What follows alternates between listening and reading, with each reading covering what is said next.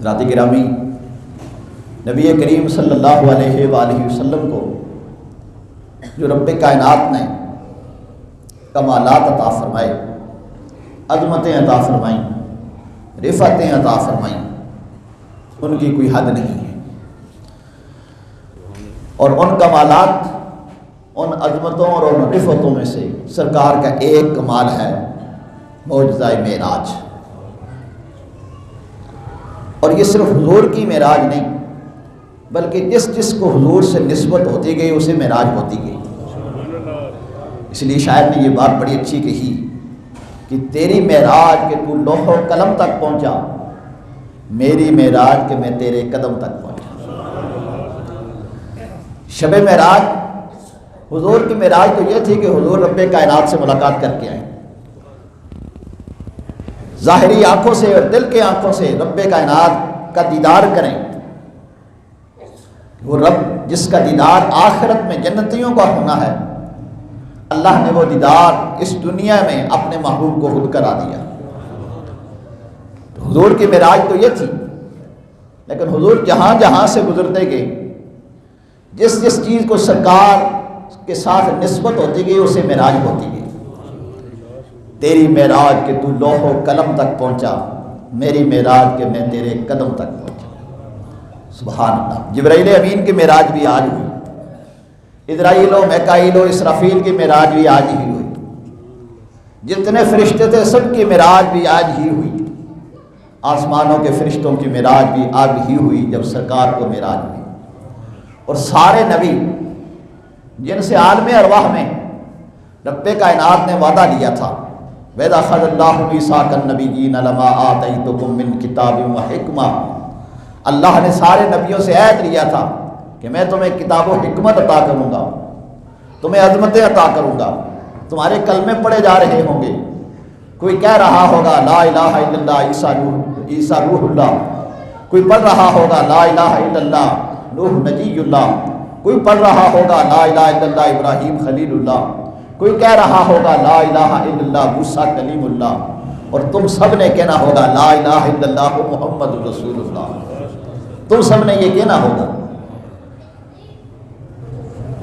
ان سارے نبیوں نے عرض کی الہ العالمین اتنی شانوں والا، ہم اپنا منصب مقام ہم سب چھوڑ کر ان کا کلمہ پڑھیں گے؟ رب نے فرمایا ہاں، انہی کے صدقے تو تمہیں سب کچھ ملا ہے۔ تو سب انبیاء نے عرض کی تھی یا اللہ اس کا دیدار تو کرا۔ تو شب معراج میں اللہ نے اپنے محبوب کا سب کو دیدار کرایا، سب کی عید ہو گئی، سب نے یہ چشم تصور سے کہا تیری عید ہو گئی میری عید ہو گئی۔ اس لیے اللہ رب العالمین نے انبیاء کرام علیہ السلام کو مسجد اقصیٰ میں اکٹھا فرمایا۔ سوال یہ ہے کہ وہ انبیاء کرام علیہ السلام مسجد حرام میں بھی تو اکٹھے ہو سکتے، یہ معراج مسجد حرام سے سیدھی بیت اللہ سے اوپر بھی تو ہو سکتی تھی، مسجد اقصیٰ میں جانے کی ضرورت کیا تھی؟ بے شمار اس کی حکمتیں مفسرین نے بیان کی ہیں۔ ان حکمتوں میں سے ایک حکمت یہ کہ حضرت سلیمان علیہ السلام سے لے کر حضرت عیسیٰ علیہ السلام تک اس دوران جتنے نبی تشریف لائے ان کا کعبہ بیت المقدس رہا، اور وہ وہاں نماز ادا کرتے رہے، ان کے ماننے والے ادھر وہ کر کے نماز ادا کرتے رہے، نبیوں کا وہ کعبہ رہا۔ اب نبیوں کے گھر میں امام الانبیاء تشریف لے جائیں اور پھر نبی عرض کرے حضور آپ آئے ہیں آپ نماز پڑھائیں، آپ آئے ہیں آپ نماز پڑھائیں۔ اگر وہ سارے خانہ کعبہ میں آ جاتے اور حضور نماز پڑھاتے کہ جناب اپنے گھر میں نماز پڑھائیے، اپنے گھر میں تو رہتے ہی تھے، اپنے گھر میں نماز پڑھائیے۔ نہیں نا، حضور امام القبلتین ہیں، حضور کعبہ میں ہوں تو یہاں بھی سارے نبیوں کے سردار حضور ہیں، اور بیت المقدس میں ہوں تو تب بھی سردار نبیوں کے امام حضور ہیں۔ اللہ اکبر۔ اور دوسری وجہ یہ کہ اگر حضور ڈائریکٹ چلے جاتے یہیں سے آسمانوں پہ اور واپس آ کر جب اعلان کرتے تو کافروں نے آسمان تو دیکھا نہیں ہوا تھا، گئے ہوں گے جی، گئے ہوں گے، ہم نے تو دیکھا جو نہیں ہے۔ اللہ نے بیت المقدس تک اپنے محبوب کو زمینی سیر کرائی، اسے اسرا کہا گیا۔ کیونکہ بیت المقدس کو اکثر و بیشتر اہل مکہ نے دیکھا ہوا تھا، اس کی سمت کا پتہ تھا، اس کے دروازوں کا پتہ تھا، اس کی کھڑکیوں کا پتہ تھا، اور وہ یہ بھی جانتے تھے کہ بندہ راتوں رات جا کے مسجد اقصیٰ سے ہو کے واپس نہیں آ سکتا. یہ 2 مہینے کی مسافت ہے، بندہ سواریوں پہ اگر جائے تو کئی مہینے لگ سکتے ہیں. اس لیے اللہ نے پہلے مسجد اقصیٰ تک اپنے محبوب کو لے کر گیا تاکہ انہیں کہیں کہ میں راتوں رات مسجد اقصیٰ گیا. جس کی سمجھ میں اتنی بات آ جائے گی وہ اگلی بھی مان لیں گے. اور جب پوچھیں گے مسجد اقصیٰ گئے تو کوئی نشانی، کوئی دلیل، کوئی ثبوت، حضور نے اس کے سارے ثبوت بیان فرما دیے. مسجد اقصیٰ کے اتنے دروازے ہیں، مسجد اقصیٰ کی اتنی کھڑکیاں ہیں. نہ صرف اپنوں نے، بیگانوں نے اس کا اعلان کر دیا. جب صحابہ کرام رضوان اللہ تعالیٰ علیہم اجمعین اہل مکہ کے ظلم و ستم سے ہجرت کر کے حبشہ تشریف لے گئے اور حبشہ کے بادشاہ نے انہیں پناہ دی، تو اہل مکہ سے برداشت نہ ہوا کہ ہمارے رشتہ دار، ہمارے عزیز و اقارب یہاں سے مکہ چھوڑ کے وہاں چلے جائیں اور ہمارا دین چھوڑ کے وہاں رہ جائیں. ہم انہیں برداشت نہیں کریں گے، معاف نہیں کریں گے. کافروں کے دل بڑے سخت ہوتے ہیں. کافروں نے منصوبہ بندی بنائی، حضرت ابو سفیان کو اپنا نمائندہ بنا کر بادشاہ حبشہ کے پاس بھیجا اور کہا ہمارے چند نوجوان آپ کے پاس آ گئے ہیں، وہ نیا دین اس کا اعلان کر رہے ہیں، ہمارے باپ دادے کا دین انہوں نے چھوڑ دیا ہے، تو آپ انہیں ہمارے حوالے کریں. بادشاہ حبشہ نے کہا ایسے ہی نہیں حوالے کروں گا میں پہلے ان کی بات تو سنوں، میں سنوں تو صحیح وہ ہیں کون ہیں، کیوں آئے ہیں. اس لیے میں بارہا کہا کرتا ہوں لکیر کا فقیر بندے کو نہیں بننا چاہیے. جس کسی نے کہا اس کے پیچھے چل پڑا، تحقیق کرنی چاہیے. یا ایھا الذین آمنوا ان جاءکم فاسق بنبأ فتبینوا، اللہ فرماتا اگر تمہیں کوئی خبر پہنچے تو اس کی تحقیق کرو. یہ بڑے لوگوں کی سوچ ہوتی ہے. وہ بادشاہ حبشہ تھا، اس نے کہا میں ایسے تمہارے حوالے نہیں کروں گا، انہیں بلایا جائے. اور جب صحابہ کرام رضوان اللہ تعالیٰ علیہم اجمعین کو اکٹھا کیا گیا، جن میں حضرت جعفر طیار رضی اللہ تعالیٰ عنہ بھی تھے، تو آپ نے صحابہ کرام رضوان اللہ تعالیٰ علیہم اجمعین کی بات سننے سے پہلے بادشاہ حبشہ جو بعد میں مسلمان ہو گئے تھے، حضور نے ان کی نماز جنازہ بھی ادا کی. بادشاہ حبشہ نے ابو سفیان سے پوچھا کہ محمد صلی اللہ علیہ وآلہ وسلم کے بارے تم یوں کہتے ہو انہوں نے نیا دین کا اعلان کیا ہے، تو کبھی ان کی زبان پہ جھوٹ بھی آیا، کبھی کوئی غلط بات بھی کہی؟ بادشاہ حبشہ کے سامنے ابو سفیان یہ کہنے پہ مجبور ہو گیا، یہ کہنے پہ مجبور ہو گیا کہ نہیں، انہوں نے کبھی جھوٹ نہیں بولا، ہمیشہ سچ بولا. اور جب انہوں نے پہلا اعلان کیا تھا تو ہم سب نے بیک زبان کہا تھا انت صادق الامین، آپ سچے ہیں، امین ہیں. لیکن ایک بات میں تمہارے سامنے بتاتا ہوں، تمہیں خود ہی پتہ چل جائے گا یہ جھوٹ ہے. کہا جی وہ کیا؟ بادشاہ حبشہ کے سامنے ابو سفیان نے کہا ایک بات میں تمہیں بتاتا ہوں جس سے تمہیں خود پتہ چل جائے گا کہ وہ جھوٹے دعوے کرتے ہیں اس قسم. کہا وہ کیا؟ کہا انہوں نے کہا ہے کہ میں راتوں رات مکے سے چلا، بیت المقدس پہنچا، مسجد اقصیٰ میں پہنچا، وہاں نبیوں کو نماز پڑھائی، اور پھر 7 آسمانوں سے آگے گیا، رب کائنات سے ملاقات کی، جنت و دوزخ کو دیکھا، اور ساری کائنات کو دیکھ کے واپس آیا. کنڈی بھی ہل رہی تھی، پانی بھی چل رہا تھا. تیری عقل میں یہ بات آتی ہے؟ تو یہ بات مان لے گا؟ اتنی بڑی کوئی بندہ بات کر سکتا ہے؟ کسی انسان سے یہ ہو سکتا ہے؟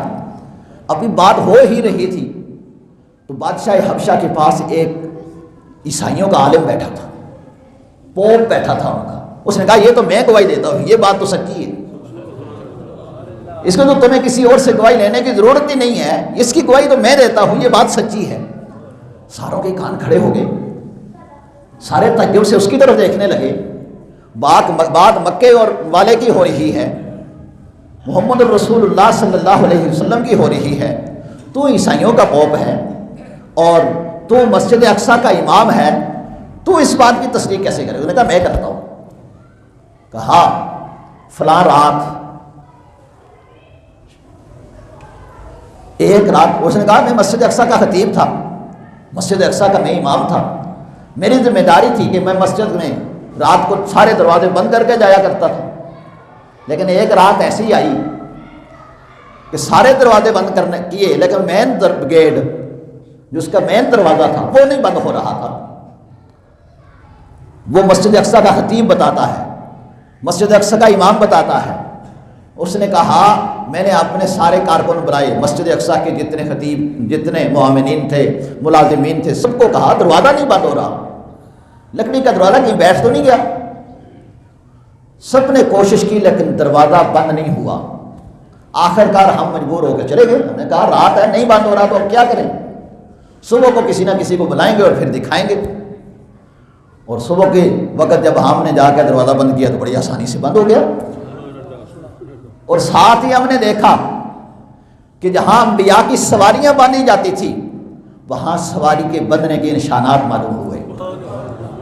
وہ مسجد اقصی کا خطیب، وہی غیر مسلم جو ابھی تک حضور پہ ایمان نہیں لایا تھا، اس نے کہا میں نے جا کے کتاب کھولی، میں نے تورات و انجیل کا مطالعہ کیا، میں نے دیکھا اور مجھے کتاب نے گواہی دی کہ آج امام الانبیاء نے سارے نبیوں کی امامت فرمائی ہے۔ آج حضور مسجد اقصی تشریف لائے ہیں، ہماری کتابوں میں یہ بات لکھی ہوئی تھی کہ وہ تشریف لائیں گے، لہذا ابو سفیان اس کی گواہی تو میں دیتا ہوں، وہ سچے ہیں۔ کہتے ہیں الفضیلۃ ما شہد بالاعداء، کمال وہ ہوتا ہے دشمن بھی جس کی گواہی دے۔ اب یہ دشمن بھی گواہی دے رہے تھے کہ امام الانبیاء سرکار دو عالم صلی اللہ علیہ وآلہ وسلم معراج کی رات مسجد اقصی میں تشریف لے گئے۔ تو بات یہ چل رہی تھی مسجد اقصی میں جانے کی حکمتیں کیا تھیں۔ ان حکمتوں میں سے ایک حکمت یہ تھی کہ اگر کافروں کو کہا جاتا، منکروں کو کہا جاتا میں آسمانوں پہ گیا واپس آ گیا، انہوں نے آسمان دیکھے ہی نہیں تھے، انہیں کیا پتا؟ ان سے کہا گیا میں راتوں رات مسجد اقصی میں گیا، مسجد اقصی میں نماز پڑھائی، اور پھر مسجد اقصی میں سرکار نے خطاب فرمایا، وہاں اپنی سواری کو باندھا، اور اس سواری کا نام کیا تھا؟ براق۔ اب سواری باندھنے کی ضرورت کیا تھی؟ وہ تو پہلے ہی حضور کی خدمت کے لیے حاضر تھی، وہ تو آنسو گرا رہے تھے کہ حضور کب مجھے اپنی سواری بنائیں گے۔ یہ باندھنے کا ذکر اس لیے کیا گیا، ایک تو دکھانا تھا اس کو، ایک تو اس کو دکھانا تھا یہاں وہ آئے ہیں کہ جن کی سواری جنت سے لائی گئی ہے، اور دوسرا یہ بتانا تھا یہ آنے والے معمولی نہیں ہیں، یہ آنے والے وہ ہیں جن کی سواری باندھنے کے لیے جبرائیل امین بھی فخر محسوس کرتے ہیں، جن کے خادموں میں جبرائیل امین موجود ہیں۔ اور یہ شان ہے خدمتگاروں کی، سرکار کا عالم کیا ہوگا؟ سارے نوریوں کے امام جبرائیل امین ہیں، اور وہ قدم قدم پہ حضور علیہ السلام کے ساتھ ہیں۔ حضور کی راہبری رہنمائی اس لیے نہیں کر رہے کہ انہیں پتہ ہے، حضور کو پتہ نہیں ہے، حضور کو ہر بات کا علم ہے، وہ صرف یہ بتانے کے لیے کہ نوکروں کے یہی کام ہوتے ہیں، خادموں کے یہی کام ہوتے ہیں۔ اس لیے میں نے رات بھی جب بیان کیا تھا تو بعد میں ایک شخص نے سوال کیا، وہ تنہائی میں کیا اگر سر عام کرتا تو میں سر عام جواب دے دیتا۔ اس نے کہا جی یہ حضور علیہ السلام جبرائیل امین سے کیوں پوچھتے تھے؟ حضور کو پتہ نہیں تھا؟ اس کا جواب یہ ہے حضور کو پتہ تھا، صرف یہ بتانے کے لیے کہ یہ خادم ساتھ جو چل رہا ہے اسے استاد نہ سمجھنا، خادم سمجھنا، یہ میرا خادم ہے جو خدمت کر رہا ہے، اور خادموں کے کام ہوتے ہیں وہ بتاتے ہیں کہ یہ فلاں مقام آ گیا ہے، یہ فلاں مقام آ گیا ہے۔ اس میں رات کے تقریر میں ایک بات رہ گئی تھی، اور وہ یہ کہ رسول پاک صلی اللہ علیہ وآلہ وسلم نے شاہ فرمایا، بخاری شریف کی حدیث مبارکہ، سرکار فرماتے ہیں میرا سینہ مبارک کھولا گیا اور اس کے اندر سے میرا دل نکالا گیا۔ اسے کہا جاتا ہے شک صدر، شک کا معنی ہوتا ہے کھولنا اور صدر کا معنی ہوتا ہے سینہ۔ سرکار کا سینہ مبارک 3 مرتبہ کھولا گیا، ایک بچپن میں جب آپ حضرت حلیمہ سعدیہ کے پاس تھے، اور دوسری مرتبہ جب اعلان نبوت فرمانے لگے، پہلی وہی اترنے لگی، اور تیسری مرتبہ اب جب معراج پہ جانے لگے۔ اللہ اکبر۔ اور یہ کھولنے کا فلسفہ کیا تھا؟ بے شمار اس کی حکمتیں لکھی ہیں، فعل الحکیم لا یخلو عن الحکمہ، کوئی دانا بھی اپنا کام دانائی کے بغیر نہیں کرتا، تو وہ تو احکم الحاکمین ہے۔ اس نے اپنے محبوب کے کو جو شان عطا فرمائی ہیں، ہر شان میں حکمت ہی حکمت ہے، کمال ہی کمال ہے۔ تو سینہ مبارک اس لیے کھولا گیا تاکہ وہ یہ الہی اس کا بوجھ برداشت کر سکے۔ وہ پہلے ہی نور تھا، اس میں مزید نور کو بھر دیا جائے، کیونکہ انسانی دل کے اندر، ہر انسان کے اندر بلکہ ہر ذی روح کے اندر، دل کے اندر خون کا لوتھڑا ہوتا ہے۔ کبھی آپ بکری ذبح کریں نا، اس کا دل آپ کبھی چیریں تو دیکھیں اس کے اندر بھی خون ہوتا ہے۔ مرغا ذبح کریں، اس کا دل چیریں تو اس کے اندر بھی خون ہوتا ہے۔ یہ خون انسان کے ڈر خوف کو محسوس کرتا ہے، یہ ہر ذی روح کے اندر اللہ نے رکھا ہے، اور نبی پاک صلی اللہ علیہ وآلہ وسلم کے دل مبارک سے اسے نکال دیا گیا تاکہ آپ کے اندر کسی قسم کا کوئی ڈر خوف باقی نہ رہے، کیونکہ آپ سارے نبیوں کی امامت کروانے جا رہے ہیں، سارے فرشتوں کی امامت کرانے جا رہے ہیں۔ اور جبرائیل امین فرماتے ہیں کہ جب اس دل مبارک کو کھولا گیا تو تعجب سے کہتے ہیں فیہ اذنان تسمعان وفیہ عینان تبصران۔ جبرائیل امین کہتے ہیں میں نے دیکھا کہ اس دل میں بھی دو آنکھیں ہیں اور دل میں بھی دو کان ہیں۔ حضور کا دل بھی مثال، اس لیے حضور علیہ الصلوۃ والسلام صحابہ کرام کو فرمایا کرتے تھے، بخاری شریف کے حدیث مبارکہ سرکار فرماتے تھے جیسے میں آگے دیکھتا ہوں ایسے پیچھے بھی دیکھ لیتا ہوں، جس طرح تم روشنی میں دیکھتے ہو میں اندھیرے میں بھی دیکھ لیتا ہوں، کیونکہ سرکار دل کی آنکھوں سے دیکھتے تھے۔ فرمایا تو دل میں جبرائیل امین نے گواہی دی فیہ عینان تبصران واذنان تسمعان قلب سدید نہایت ہی لطیف پاکیزہ وہ دل مبارک تھا، اس میں دو آنکھیں تھیں، اس میں دو کان تھے، اس لیے رسول پاک صلی اللہ علیہ وآلہ وسلم نے ارشاد فرمایا انی ارا ما لا ترون واسمع ما لا تسمعون، میں وہ دیکھتا ہوں جو کائنات والوں تم نہیں دیکھ سکتے، اور میں وہ سنتا ہوں جو تم نہیں سن سکتے۔ اس لیے حضور کا سننا دیکھنا اپنے پہ قیاس نہ کیا کرو۔ جب ہم کہتے ہیں نا الصلاۃ والسلام علیکہ یا رسول اللہ، پڑھے ذرا الصلاۃ والسلام علیکہ یا حبیب اللہ، الصلاۃ والسلام علیکہ یا رحمۃ للعالمین، الصلاۃ والسلام علیکہ یا شفیع المذنبین، الصلاۃ والسلام علیکہ یا خاتم النبیین۔ تو اس میں کچھ نادان اعتراض کرتے کہتے جی آپ یا رسول اللہ کہتے ہیں، یا تو حاضر کے لیے ہوتا ہے یا تو نزدیک کے لیے ہوتا ہے، حضور تو مدینہ شریف ہیں، کیا حضور سن لیتے ہیں؟ تو اپنا عقیدہ بھی یاد رکھو، حضور سن لیتے ہیں۔ میں نے کیا کہا؟ حضور سن لیتے ہیں۔ اگر کوئی کہے حضور دیکھ لیتے ہیں تو ہاں حضور دیکھ بھی لیتے ہیں، کیونکہ یہ قریب و بعید میرے اور آپ کے لیے ہے، حضور کے لیے کوئی چیز قریب و بعید نہیں ہے، سب قریب ہے، حضور سے کوئی چیز دور نہیں ہے، حضور کے لیے سب چیز قریب ہے، کیونکہ ہم صرف ان ظاہری کانوں سے دیکھتے ہیں، سنتے ہیں، ظاہری آنکھوں سے دیکھتے ہیں، اور حضور کو اللہ نے دل میں بھی آنکھیں عطا فرمائی ہیں، دل میں بھی کان عطا فرمائے ہیں۔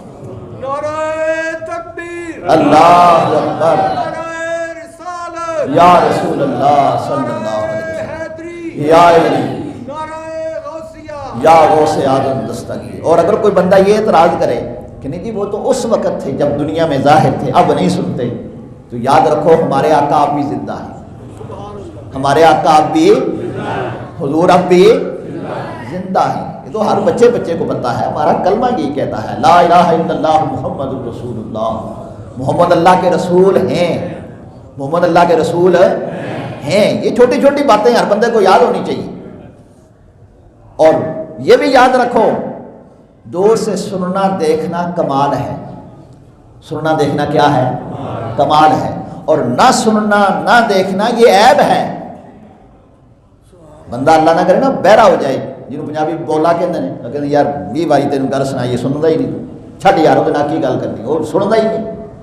گویا بہرا ہونا عیب ہے، اور سن لینا خوبی ہے، سن لینا کمال ہے، نابینا ہونا یہ عیب ہے، بینا ہونا خوبی ہے۔ اور اگلی بات بھی سنیے، رب کائنات نے ارشاد فرمایا وَلَلْآخِرَةُ خَيْرٌ لَكَ مِنَ الْأُولَىٰ، محبوب آپ کی ہر آنے والی گھڑی پہلی گھڑی سے بہتر ہوگی، آپ کی خوبیاں بڑھتی جائیں گی، آپ کے کمالات بڑھتے جائیں گے، کمی نہیں ہوگی۔ تو رسول پاک صلی اللہ علیہ وآلہ وسلم کا سینہ مبارک شک کیا گیا، دل مبارک نکالا گیا، اور اسے آب زمزم سے دھویا گیا۔ آب زمزم کو یہ شرف عطا کرنے کے لیے کہ قیامت تک آب زمزم پینے والوں صرف یہ نہ سمجھنا کہ اس کے ساتھ حضرت اسماعیل ذبیح اللہ علیہ السلام کی ایڑیاں لگی ہیں، بلکہ یہ وہ پانی ہے جس میں رسول اللہ کا دل مبارک بھی لگا ہے۔ اس لیے حضور نے ارشاد فرمایا کہ آب زمزم میں شفا بھی ہے، غذا بھی ہے، اسے جتنا زیادہ پیو اتنے ہی فائدے ہیں۔ تو سرکار دو عالم صلی اللہ علیہ وسلم کا دل مبارک دھویا گیا اور پھر ڈالا گیا، سینہ مبارک سیا گیا، اور حضور فرماتے ہیں میں سارے منظر کو دیکھ رہا تھا۔ یہ بخاری شریف کی حدیث، حضور فرماتے ہیں میں سارے منظر کو دیکھ رہا تھا۔ یہ حضور کے زندہ ہونے کی دلیل اور حضور کے بے مثل حضور کے نوری ہونے کی دلیل، کیونکہ انسان کو کانٹا چبھ جائے تو خون نکل آتا ہے، اور حضور فرماتے ہیں کہ میرے حلق سے لے کر میری ناف تک میرا سینہ چیرا گیا، خون نہیں نکلا، خون نہیں نکلا، کیونکہ حضور نور ہیں اور نور سے خون نہیں نکلتا۔ جہاں بات ہے کہ حضور کے دندان مبارک سے خون نکلا وہاں بشریت کا غلبہ تھا، اور یہاں نورانیت کا غلبہ ہے۔ اللہ نے اپنے محبوب کو نور بھی بنایا ہے، بشر بھی بنایا ہے، لیکن سارے بشروں کے بھی امام، ساری نوریوں کے بھی امام، سب سے افضل و اعلیٰ ہمارا نبی۔ اور پھر انسان کا دل چند لمحوں کے لیے بند ہو جائے تو بندہ جینا محال ہو جاتا۔ کہتے نہیں ہارٹ اٹیک ہو گیا، اٹیک کا کیا مطلب؟ دل چلتے چلتے رک گیا، چند لمحوں کے لیے رک جائے تو بندہ فوت ہو جاتا ہے، اور حضور فرماتے ہیں میرا دل نکالا گیا، اس دل کو بھی چیرا گیا، اسے دھویا گیا، میں سارے منظر کو دیکھ رہا تھا۔ حضور کائنات میں جینے میں بھی حضور کسی انسان کے مثل نہیں ہو سکتے، بے مثل و بے مثال ہیں۔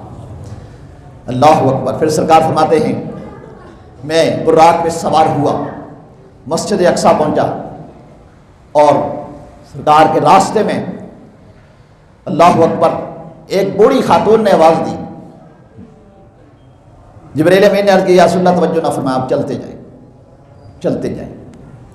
فرماتے ہیں مررت بقبر موسیٰ یصلی فی قبرہ، میں موسیٰ علیہ السلام کی قبر کے پاس سے گزرا، موسیٰ علیہ السلام اپنی قبر میں نماز ادا فرما رہے تھے، اور پھر مسجد اقصیٰ کے پاس گیا تو مجھے آوازیں آنے لگی، یا السلام علیکہ یا اولو، السلام علیکہ یا آخرو، السلام علیکہ یا حاشرو، السلام علیکہ یا ظاہرو، سلام ہوا آپ پر اے اول، اے آخر، اے ظاہر، اے باطن، اور اے وہ ذات جس کے قدموں پہ ساری کائنات کو اٹھایا جائے گا۔ میں نے جبرائیل امین سے پوچھا جبرائیل یہ بوڑھی کون تھی جو آواز دے رہی تھی؟ فرمایا یا رسول اللہ یہ دنیا تھی، اب دنیا باقی اتنی رہ گئی ہے جتنی یہ بوڑھی نظر آئی ہے، دنیا اب ختم ہو رہی ہے، لیکن اگر آپ اس کی طرف متوجہ ہو جاتے تو آپ کی امت دنیا دار بن جاتی، زیادہ دنیا کی طرف متوجہ ہوتے۔ یہ اللہ کا کرم ہے، حضور توجہ نہیں فرمائی ورنہ یہ مسجدیں اب اتنی آباد بھی نہ ہوتی۔ حضور نے توجہ نہیں فرمائی تو یہ حال ہے، تو توجہ فرما لیتا تو کیا حال ہوتا۔ حضور نے اس کی طرف توجہ نہ فرمائی، اور جبرائیل امین نے کہا یہ دنیا اب اس کی جتنی اس عورت کی عمر آخری رہ گئی اب اس کتنی باقی رہ گئی ہے۔ اس لیے حضور علیہ السلام نے اپنی دو انگلیوں کو بلند کر کے ارشاد فرمایا میرے اور قیامت کے درمیان اب اتنا فاصلہ باقی رہ گیا ہے، اب درمیان میں کوئی نبی نہیں آئے گا، اب قیامت ہی آئے گی۔ اور پھر سرکار نے پوچھا جبرائیل امین وہ جو آوازیں آ رہی تھی السلام علیکہ یا اولو یا آخرو یا ظاہرو یا باطنو، السلام علیکہ یا رسول اللہ، یہ کون تھے؟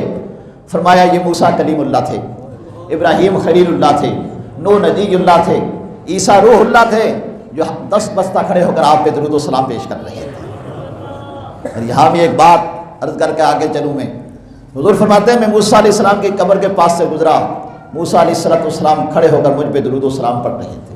اس کا یہ ترجمہ بھی کیا ہے، نماز پڑھ رہے تھے، کیونکہ انبیاء کے نام علیہ السلام اپنی قبروں میں زندہ ہوتے ہیں۔ الانبیاء احیاء فی قبورہم یصلون، انبیاء زندہ ہیں، اپنی قبروں میں نمازیں پڑھتے ہیں، لیکن یہاں نماز پڑھنے کی کوئی مناسبت بنتی نہیں ہے، کیونکہ نماز تو مسجد اقصیٰ میں جا کے پڑھنی ہے، اور اللہ نے سارے نبیوں کو بتا دیا ہے آج سارے نبیوں کے امام آ رہے ہیں، امام الانبیاء آ رہے ہیں۔ جو پتہ ہو کہ گھر میں مہمان آنا ہے تو بندہ کھڑے ہو کر نماز شروع کر دے، یہ مناسبت نہیں بنتی۔ موسیٰ علیہ السلام کو پتہ ہے آج امام الانبیاء تشریف لا رہے ہیں، اس لیے اپنی قبر میں کھڑے ہو کر حضور پہ درود و سلام پڑھ رہے ہیں۔ اور نبی پاک صلی اللہ علیہ وآلہ وسلم ان کی قبر کے پاس سے کیوں گزرے؟ راستے تو اور بھی تھے، اور حضور نے خاص طور پر اس بات کی طرف اشارہ کیوں فرمایا؟ یہ بتانے کے لیے کہ اللہ کے پیاروں کی قبروں کے پاس جانا ہمارے آقا کی سنت مبارکہ ہے، کیونکہ حضور کو پتا تھا ایسے لوگ بھی پیدا ہوں گے جو قبروں پہ جانے سے منع کریں گے، اللہ کے ولیوں کی قبروں پہ جانے کی وجہ سے شرک کے فتوے لگائیں گے۔ اس لیے حضور نے فرمایا کہ نہیں، اللہ کے نبیوں کی قبروں کے پاس سے گزرنا، انہیں سلام کہنا، ان کا سلام سننا، یہ آقا کی سنت مبارکہ ہے۔ اس لیے حضور نے ارشاد فرمایا کنت نہیتکم من زیارت القبور فزوروہا، میں تمہیں قبروں کی زیارت سے منع کیا کرتا تھا، اب میں تمہیں اجازت دیتا ہوں قبروں کی زیارت کیا کرو۔ اللہ اکبر۔ امام الانبیاء سرکار دو عالم صلی اللہ علیہ وآلہ وسلم مسجد اقصی میں تشریف لے گئے، سارے نبیوں نے حضور کے پیچھے نماز ادا فرمائی۔ کیا کیا جی؟ نماز ادا فرمائی۔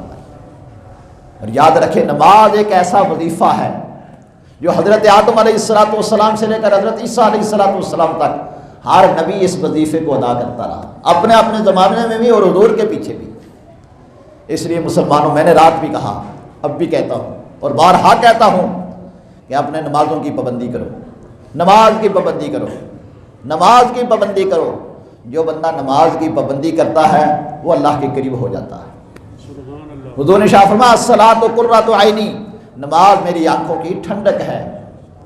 اور میں نے رات بھی کہا، شاید ہو سکتا ہے آپ میں سے رات اس وقت موجود نہ ہوں، پھر کہتا ہوں، حضور علیہ السلام نے معراج کی رات ایسی چیزوں کو بھی دیکھا جو ہمارے لیے نقصان دہ تھی، اور آقا کا کرم، رب کائنات کی رحمت کہ ہمیں ان چیزوں سے آگاہ کر دیا، بھئی یہ کام نہ کرنا، تمہیں نقصان دیں گے، تمہیں نقصان ہو سکتا ہے۔ ہمارا ڈاکٹر، ہمارا معالج ہمیں بتائے جناب یہ آپ نے بد پرہیزی نہیں کرنی، نقصان ہو جائے گا، ہم اس کی بات مانتے ہیں، اور یہ ہو سکتا ہے تکے سے بات کر رہا ہو، اندازے سے بات کر رہا ہو۔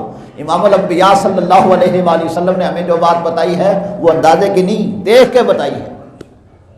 حضور نے فرمایا میں نے ایسے لوگوں کو دیکھا جن کے سر کچلے جا رہے تھے، کیما کیما ہو رہے تھے، اور پھر ٹھیک ہو جاتے ہیں، پھر کچلے جاتے ہیں، پھر ٹھیک ہو جاتے ہیں۔ میں نے پوچھا جبرائیل امین یہ کون لوگ ہیں؟ تو جبرائیل علیہ السلام نے کہا یا رسول اللہ صلی اللہ علیہ وسلم، یہ وہ بد نصیب لوگ ہیں جو نماز کی پابندی نہیں کرتے تھے، جن کے سر سجدے میں نہیں جھکتے تھے، جب حی علی الصلاۃ اور حی علی الفلاح کی آواز آتی تھی تو ان کے سر سرانوں پہ ہوتے تھے، یہ سوئے رہتے تھے، ان کے دماغ سے بات نہیں گزرتی تھی کہ اللہ رسول کا پیغام آ گیا ہے، فلاح و کامیابی کا پیغام آ گیا ہے۔ آج ان کی سزا یہ ہے کہ اب قیامت کے دن ان کے سروں کو کچلا جائے گا۔ مسلمانوں، عبرت حاصل کریں، نصیحت حاصل کریں، اپنے قرب و جوار کو دیکھیں۔ اگر ہمارا کوئی دوست، ہمارا عزیز، ہمارا رشتہ دار بے نمازی ہے تو یہ بات اس تک پہنچائیں، کیونکہ دین و نصیحت اور دین خیر خواہی کا نام ہے، دوسرے کی خیر خواہی کریں۔ دنیا میں اگر کہیں کوئی بندہ جا رہا ہو، پتا ہو یہاں سے ٹھوکر لگنی ہے، اسے سمجھاتے ہیں یار اس راستے نہ جاتا، ٹھوکر لگتی ہے، بندہ زخمی ہو جاتا ہے، آگے کانٹے ہیں، ہم اس کو بچاتے ہیں۔ تو آخرت جہاں ہمیشہ کی زندگی ہے وہاں سر کچلے جا رہے ہیں اور ہم اسے عبرت حاصل نہ کریں۔ پھر رسول پاک صلی اللہ علیہ وآلہ وسلم نے تمام نبیوں کو نماز پڑھا کے اب آسمانوں کی سیر شروع ہوئی۔ اب ہے معراج، پہلے تھا اسراء، اب پہلا آسمان، دوسرا، تیسرا، چوتھا، پانچواں، چھٹا، ساتواں، اور آگے ہے پھر سدرۃ المنتہا، پھر عرش، کرسی، لوح قلم، سارا آگے، کیونکہ وقت بالکل مختصر ہے، صرف 3 منٹ باقی رہ گئے۔ اب حضور جو ہمارے لیے تحفہ لے کر آئے رب کائنات سے، وہ عرض کر کے میں بات کو ختم کروں گا۔ جب سرکار دو عالم صلی اللہ علیہ وآلہ وسلم سدرۃ المنتہا پہ پہنچے تو اس سے نیچے 7ویں آسمان پہ بیت المعمور، بیت المعمور فرشتوں کا کعبہ، جہاں حضور نے شاہ فرمایا 70,000 فرشتے ایک دفعہ داخل ہوتے ہیں، پھر قیامت تک ان کی باری نہیں ہوتی، اتنے اللہ کے فرشتے ہیں۔ لا یعلم جنود ربک الا ھو، اللہ کہ یہ مخلوق کتنی زیادہ ہے اللہ ہی جانتا ہے، کوئی نہیں جانتا۔ حضور نے شاہ فرمایا انی اسمع واتیت السماع وهو احق ان يسمع، اور اس بات کا حقدار ہے کہ سنا جائے، آسمان چڑچڑائے، کیوں؟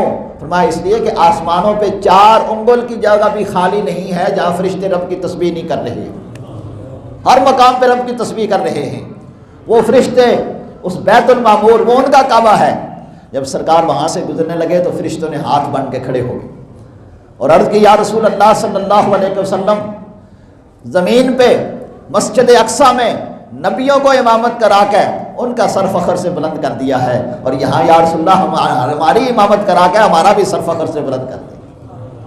حضور نے جہاں نبیوں کو امامت کرائی ایسے ہی فرشتوں کو بھی امامت کرائی۔ حضور جس طرح انسانوں کے امام ہیں، انسانوں کے سردار ہیں، اس طرح نوریوں کے بھی سردار ہیں۔ اور پھر جب مقام سدرۃ المنتہا، سدرہ اصل میں لفظ ہے سد راہ، صد کا معنی ہوتا ہے روکنا اور راہ کا معنی ہوتا ہے راستہ روکنا، اسے اللہ نے ایک ایسا مقام بنایا ہے۔ ویسے سدرہ کا معنی بیریک بھی ہوتا ہے، اور کہا یہاں ایک درخت ہے جس کی جڑیں پہلے آسمان پہ اور اس کی شاخیں 7ویں آسمان پہ، اور حضور نے ارشاد فرمایا اس کے پتے ہاتھی کے کانوں جیسے تھے اور اس کے اوپر لگے ہوئے جو پھل تھے وہ مٹکوں جیسے تھے، اور سارے فرشتے وہاں اکٹھے ہو گئے سرکار کا دیدار کرنے کے لیے۔ اب جو اوپر والی مخلوق ہے وہ نیچے نہیں آ سکتی، اور نیچے والی مخلوق وہاں سے اوپر نہیں جا سکتی، اور حضور علیہ الصلوۃ والسلام نے وہاں جا کر بتا دیا کہ حدیں تمہارے لیے ہیں، میرے لیے اللہ نے کوئی حد نہیں رکھی۔ جہاں سے اوپر والے نیچے نہیں آ سکتے میں نیچے بھی آ سکتا ہوں، اور جہاں سے نیچے والے اوپر نہیں جا سکتے میں اوپر بھی جا سکتا ہوں۔ اس لیے وہاں جبرائیل امین نے ہاتھ جوڑ لیے تھے، یا رسول اللہ لو تو ان ملا اللہ ترک تو، یہاں سے آگے اگر ایک چمٹی برابر بھی میں گیا، ایک پورے کے برابر بھی میں گیا، میں جل کے راکھ ہو جاؤں گا۔ سرکار نے شاہ فرمایا بس تیری انتہا ہماری ابتدا، تیری بس ہے، کوئی اللہ کے بارگاہ میں کچھ کہنا ہو تو بتاؤ۔ اور اللہ رب العالمین کائنات والوں کو یہ بتانا چاہتے تھے جبرائیل امین جو نوریوں کے امام ہیں وہ بھی اللہ کی بارگاہ میں حضور کا وسیلہ تلاش کر رہے ہیں، اور حضور نے وسیلے سے منع نہیں کیا، مگر جبرائیل امین کہہ دیتے جی اللہ ڈائریکٹ سنتا ہے، مجھے آپ سے کہنے کی کیا ضرورت ہے۔ جبرائیل امین نے کہا ہاں یا رسول اللہ صلی اللہ علیہ وسلم کہنا ہے، اور وہ کہنا کیا ہے؟ اللہ سے یہ عرض کرنی ہے جب حشر کا دن ہوگا، پل صراط سے آپ کی امت گزر رہی ہوگی، وہ پل صراط جو بال سے زیادہ باریک ہوگا، تلوار سے زیادہ تیز ہوگا، کافر کو ایسے نظر آئے گا، مومن کے لیے وہ کشادہ نظر آئے گا، نیچے جہنم بچھی ہوگی، اس کے اوپر سے گزر کر جنت میں جانا ہوگا۔ آپ کی امت کے گناہ گار بھی تو وہاں سے گزریں گے۔ یا رسول اللہ اللہ سے عرض کر دیں میرے وہاں پر بچھے ہوں اور میرے پروں کے اوپر سے گزر کر آپ کی امت جنت میں چلی جائے۔ اللہ اکبر، یا رسول اللہ صلی اللہ علیہ وسلم، یا علی یا غوث اعظم دستگیر۔ جبرائیل امین نے یہ بات کیوں کی؟ اس لیے کہ جبرائیل امین سمجھتے تھے، اس بات کو جانتے تھے جو رسول اللہ کی امت کی غلامی اختیار کرتا ہے، امت کے کام آتا ہے، رسول اللہ بھی اس پہ راضی ہوتے ہیں، اللہ بھی اس پہ راضی ہوتا ہے۔ اور یہ میرے اور آپ سب کے لیے سبق ہے اس معراج کی رات سے کہ ہم رسول پاک صلی اللہ علیہ وسلم کے غلاموں کے کام آئیں، ایک دوسرے کے کام آئیں، اور اس کا انعام بھی سنیے، واللہ فی عون العبد ما کان العبد فی عون اخیہ۔ اس وقت تک رب کائنات اپنے بندے کے کام میں رہتا ہے جب تک بندہ کسی بندے کے کام میں لگا رہتا ہے۔ یاد رکھو یہ لوگ جو دفتروں والے ہوتے ہیں خواہ مخواہ ٹالتے ہیں، کل آ جانا، پرسوں آ جانا، صاحب جی آرام کر رہے ہیں، صاحب جی پانی پی رہے ہیں، صاحب جی چائے پی رہے ہیں۔ حضور نے ارشاد فرمایا جو کسی کو ٹالتا ہے رب اس کے کاموں کو بھی ٹال دیتا ہے۔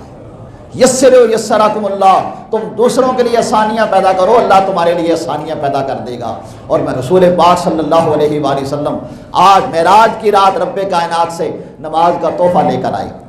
حضرات گرامی، میرا اور آپ کا عزیز سعودیہ سے تحفہ لے کر آئے، مکے اور مدینے سے اگر کوئی تحفہ لے کر آئے ہم اسے یاد رکھتے ہیں تو ہم کتنے خوش نصیب ہیں۔ لامکان سے رسول پاک صلی اللہ علیہ وسلم ہمارے لیے نماز کا تحفہ لے کر آئے ہیں۔ اس لیے حضور نے ارشاد فرمایا الصلاۃ قرۃ عینی، نماز میری آنکھوں کی ٹھنڈک ہے، الصلاۃ معراج المومنین، نماز مومن کی معراج ہے۔